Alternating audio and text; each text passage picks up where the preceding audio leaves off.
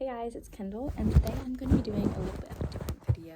I'm going to be talking about my scoliosis journey and how I deal with it right now as a dancer. So, I have my paper of things to talk about. So, first off, so my story, like how it started, I was just at a regular checkup, annual checkup at the pediatrician's, and he noticed some scoliosis. So then I got an x-ray, and then I got officially diagnosed with scoliosis about like May 20th. And we went to a specialist for it, and the name because I haven't been there forever, but I'm gonna hate myself for all this editing, this kind of doctor. And I got my brace, I got fitted for a brace that appointment, I think. And I got my brace about May 31st. I really liked the design, it was very pretty. And my curve started at about 20 degrees when we found it, so it came on really sudden because it wasn't there at all the year before. So it went from like 0 to 20 in a year, so we knew it was gonna like progress a lot. So I had the brace for a good bit. I don't know if I talk about exactly how long. About a year, maybe a little more, somewhere around a year. And I would just wear it at night, sleep in it. I wouldn't wear it all during the day because I dance from 11:30 to 9:30. So I had a break in between, but it wouldn't be enough to significantly like wear it. I tried a couple of times, but so I would only wear it at night. I wasn't really getting that many hours, but it didn't even really stop the progression, because the braces is very rare they like fix the spine. It mostly just like slows the progression, but it wasn't even really doing that for me. I mean, it's hard to know, but I was progressing a considerable amount. So at first I had the Boston brace, then I switched to, I think it's called the Rego brace. I only had it for a couple of months, so I don't quite remember, but it was absolutely awful. Like, it was so bad. I couldn't even sleep in it. I would put it on, and I'd stay up till like 3 a.m. until it was just like unbearable. Then I would take it off, and then I'd go to sleep because it hurt so bad I could not sleep in it. We went back to get it adjusted multiple times. I had like internal bruising. It didn't work. It was just painful. So then around the same time, our pediatrician told us to go to Smart, which is a scoliosis clinic. They have like 4 locations, I think. I go to the one in New York. So about the same time we learned about that, we consulted with the doctor. His name is Dr. Sid. He's really great. And we decided to stop wearing the Rego brace because we were going in a couple of months. So I think this would have been around like October, November. And I did not want to go at all. I did not want to go because I would be missing the last 2 weeks of dance before like winter break, like Christmas break started and stuff. And I like did not want to go at all just because I didn't want to miss those weeks. But it was 100% worth it. A million times worth it. We went there in December 2023. So the first time you go, it's depending on how bad your curve is, but typically your first visit is a 2-week boot camp. Then the ones after that are just a week. So I went for 2 weeks in December. We stayed, I have like a vlog of me going to the clinic one time, but I don't show it in that vlog because one of our friends was staying at the apartment, but they have an apartment at the clinic that we stay at, but I didn't stay in that vlog. But so we stayed there. By the time we had gotten there, my curve was at 69 degrees, which is really bad. Like 65 to 70 degrees is when you need to start thinking about surgery, because it starts affecting, I'll put if I'm like wrong or something or there, but it affects like your lungs, your organs, maybe your heart. Like, it starts affecting things inside you, and that's not good. So we had not gotten an x-ray for a few months. If we had gone to one of the doctors at home, they would have seen the x-ray and told us we had to get surgery. And so at the beginning of the 2 weeks, I was at 69 degrees.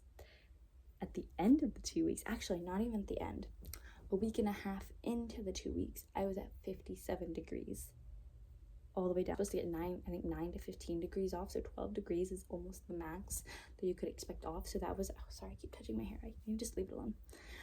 So it was pretty much the max, almost the max that I would have been able to achieve, which is incredible. It is expected to climb after, so the initial time it goes down, it is expected to climb after that, but the point of going back is to stabilize it. And the exercises that I do at home, which I'll talk about later, does help stabilize it. So it has gone back up to about 61 to 62 degrees, but it is manageable, and I live with it, and it's not that big of a problem. I go about like every 3 months. It varies depending on my schedule, so there's not like a specific set day that I absolutely have to be there, but around like, I mean, it can be from like 2 to 4 months if I have to do it for my schedule. But once you stop growing, which hopefully by this next time I go, I'll be closer to done growing, and we can go every 6 months, which means like once I'm done growing, my curve won't really progress. I'll just have to try to stabilize. It won't progress if I don't do anything. It won't progress if I keep doing what I'm doing. So it does like vary. I'd say the highest I've gotten since there was about 64, 65 degrees, but it's gone back down to about 61 to 62 degrees. So now, time for part 2, what I do to help with it. The point of the video. Here we go. So, I don't know if I should or if I have to make this a disclaimer, but this is not medical advice. I don't have any research. Okay, I have a little bit of research, but I've taken it as my own and made it my own. There's no medical background research behind any of this. This is just what works for me. And you should maybe for some of these things talk to someone before doing. I don't know. I don't want to be responsible for anything, so yeah, okay. So the first thing, there's this one stretch I do for my rotation, because my ribs, if your ribs are usually like this, mine are like this. If you see right there, that's where my rib is, because it goes like this. Instead of going like this, they go like this. That's what I mean by rotation. So because my ribs are rotated, I do this one stretch that it's like, I think it's called the open book stretch, where you lay on your side, and I do the stretch to where the way my ribs aren't twisting. So if my ribs are twisted like this, I stretch that way, so it'll twist them a little bit. I mean, it doesn't fix them, but it just sort of just like ease it a little bit. I used to do this every day before class, and I wouldn't recommend like directly before class, because I noticed it started making me really loose, and I had trouble like holding myself. But at the end of the day, it's nice to do, to just like release it a little bit. But if you're trying to like hold yourself in class, like be stable, I wouldn't recommend that much. And then obviously I have my Scoliosis Smart exercises. So I have my scoliosis suit. It's called a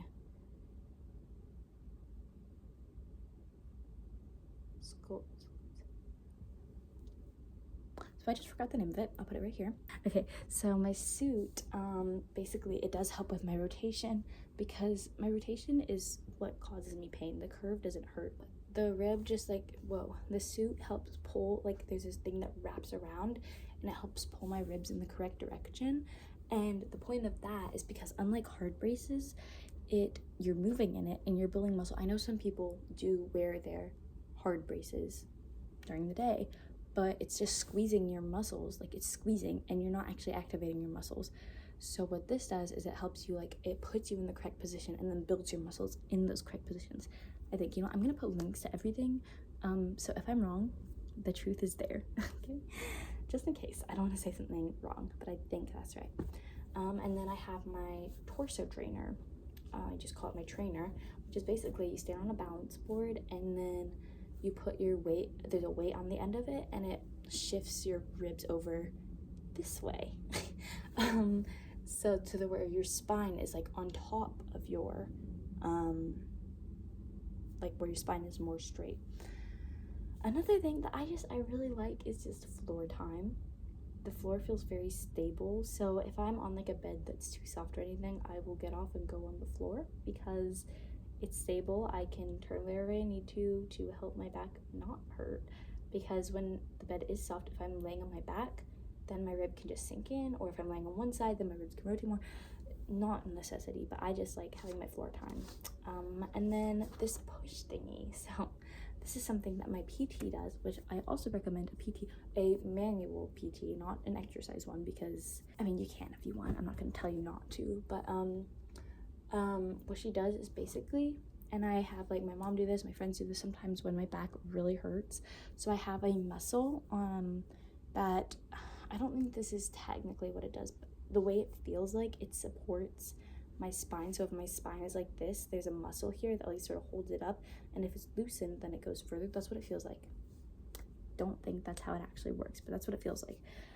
I do know you're not supposed to massage this muscle, but basically she pushes my rib out and sort of in. So if I'm laying on my stomach, she pushes my rib, holds my hip down and pushes my rib sort of out and then back in a little bit, just like holding it there. And that is sometimes like my back will pop because my spine itself is rotated, so it definitely helps a lot. Again, that's something I do ask for my friends to do that in the middle of rehearsals, but I wouldn't recommend that right before class either, unless you're really hurt. If it really hurts, then it won't really negatively affect, like if it's easing it. Okay, another thing that I had to do over the summer, because I went to P&B, I had to talk to teachers about it, which I was nervous about because I didn't want them to not give me corrections because they didn't think I would be physically able to take them. I didn't tell all my ballet teachers, I will say that, because scoliosis is actually a really common thing in dancers. There's more than you'd expect. Like, you'll see some dancers who don't even know they have scoliosis that you can see have scoliosis. I did have one of my teachers ask me if I had scoliosis, and I was like, yes, and he like actually helped work with me.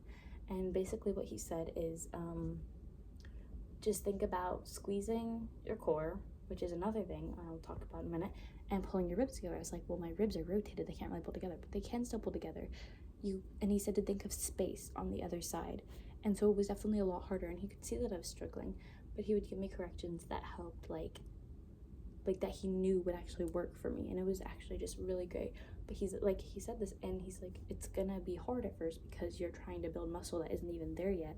And it was, but I am building those muscles in the right places, and it is helping. Teachers I would definitely absolutely recommend talking to if you take any of these classes. If you're somewhere you don't know or it's a new teacher, definitely tell a modern teacher, because flat backs, laterals, you know, one side's weaker than the other, one side's super strong, putting your arms over your head and flat back can hurt.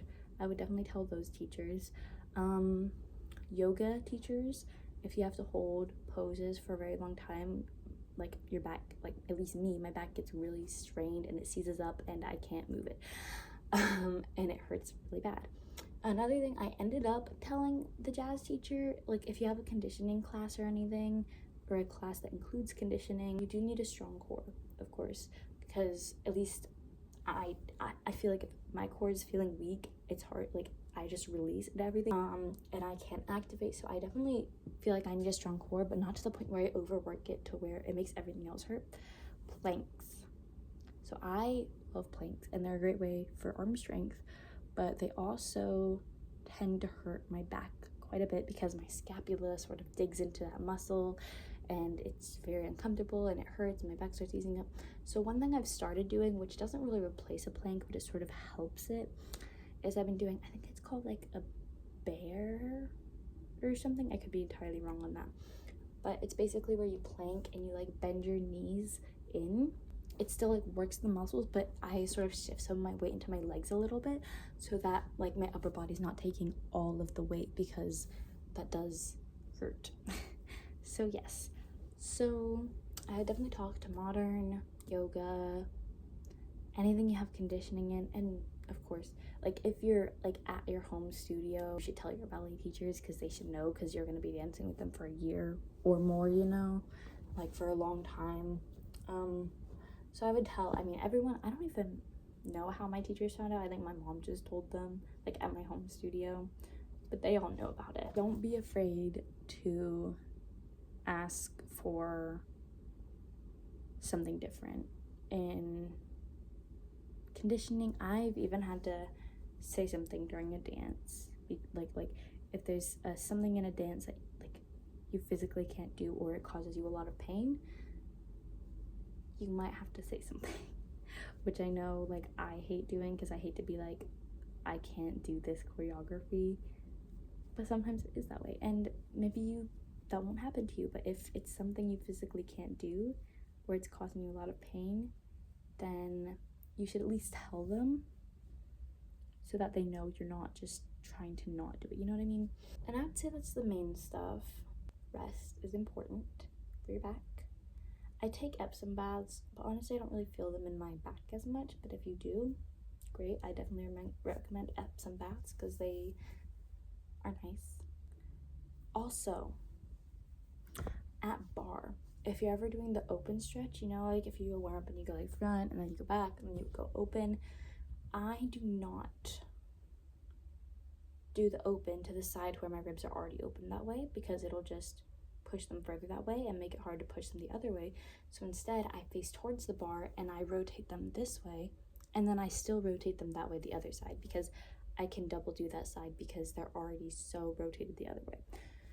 So I think that should be everything, and that is all I have for you today. I'm back. I forgot to mention traction. That's something they do at the clinic and is so great. So like if you have a counter, or if you have something lower than you, I even use the floor sometimes.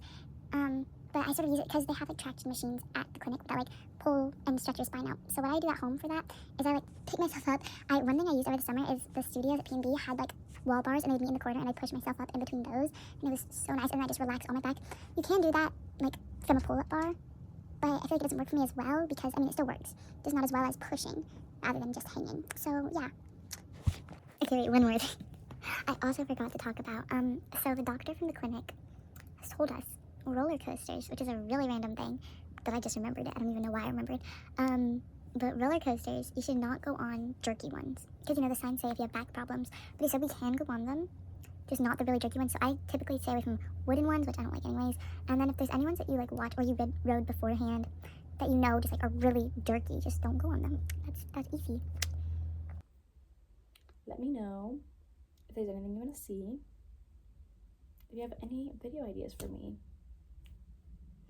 Okay, bye. Hey guys, it's Kendall, and today I'm doing a little bit of whoa. Yeah. Hey guys, it's Kendall. No. Wait, I don't do videos like this. Okay.